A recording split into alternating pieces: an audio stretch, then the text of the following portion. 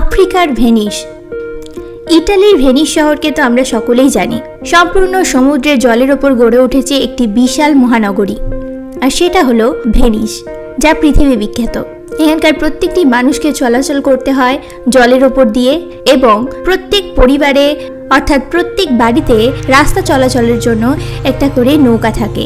ঠিক একই রকমভাবে আফ্রিকার শহরেও ভেনিসের মতো এক বস্তি গড়ে উঠেছে, যেটা কিনা সমুদ্রের জলের ওপরে ভাসমান একটি বস্তি। আর ভেনিসের মতো এখানেও রাস্তা চলাচলের জন্য একটা করে বোট ব্যবহার করা হয়। আর এই বস্তির নাম হলো লাগোস, যেটা আফ্রিকার নাইজেরিয়াতে অবস্থিত। আর এটাই হলো আফ্রিকার সবথেকে বড় স্লাম এরিয়া।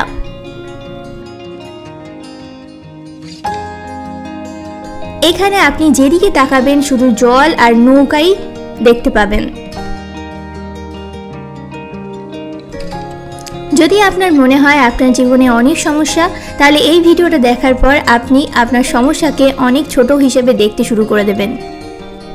এই পুরো গ্রাম বা বস্তিটা জলের ওপর গড়ে উঠেছে, কিন্তু আপনি এটা ভাববেন না যে এই জলটা খুবই পরিষ্কার জল। একদমই নয়, এটা খুবই নোংরা এবং দুর্গন্ধযুক্ত জল। এবং এই সম্পূর্ণ বস্তিতে প্রায় 85,000 থেকে 2.5 লাখ পর্যন্ত মানুষ বসবাস করে। কিন্তু এটা সম্পূর্ণ আনুমানিক জনসংখ্যা, কারণ আফ্রিকার সরকারের কাছে কোনো নির্দিষ্ট ডেটা নেই যে এখানে সঠিক কত জনসংখ্যার মানুষ বসবাস করেন। আর এই জলের ওপর সম্পূর্ণ শহরেতে স্কুল আছে, মসজিদ আছে, চার্চ আছে, খেলার জায়গা আছে, বাজার রয়েছে, দোকান রয়েছে, সমস্ত প্রয়োজনীয় জিনিস এখানেই পাওয়া যায়।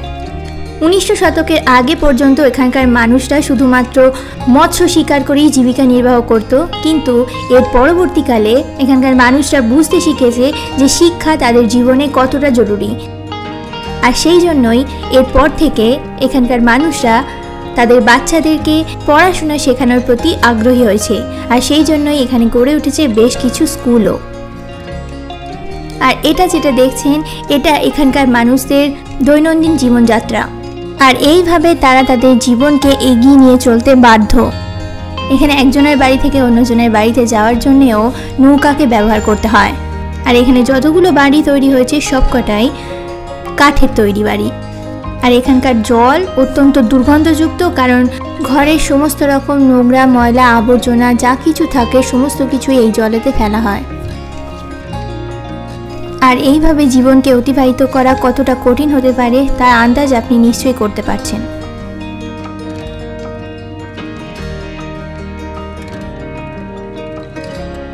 আর এই সমস্ত নোংরা জলে পচে পচে এক দুর্গন্ধময় পরিবেশ তৈরি করে এই সমস্ত এরিয়া জুড়ে। সমুদ্রের ওপরেই যেহেতু এদের বাসস্থান, সেই জন্যে মাছ ধরাই এখানকার মানুষদের সব থেকে সহজ কাজ। সমুদ্র থেকে নৌকা নিয়ে গিয়ে মাছ ধরে সেটাকে সংগ্রহ করে বাজারে বিক্রি করেই বেশিরভাগ মানুষ জীবিকা নির্বাহ করে।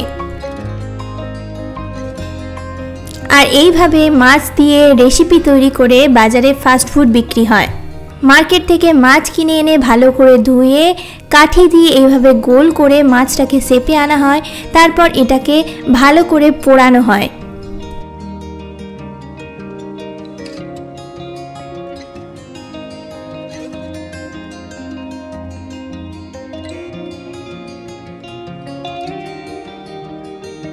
দুদিকটা ভালো করে পুড়িয়ে নিয়ে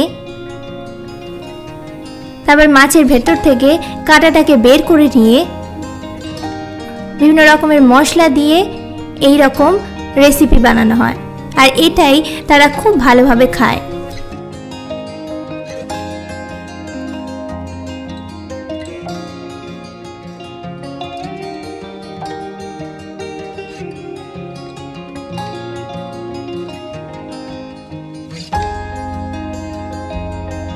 যে কোনো ধরনের বাজার করার জন্য তাদেরকে কোথাও যেতে হয় না।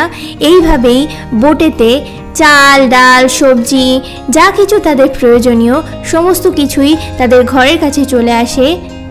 আর এখান থেকেই তারা বাজার করে নিতে পারে এবং সমস্ত প্রয়োজনীয় দ্রব্য পেতে পারে।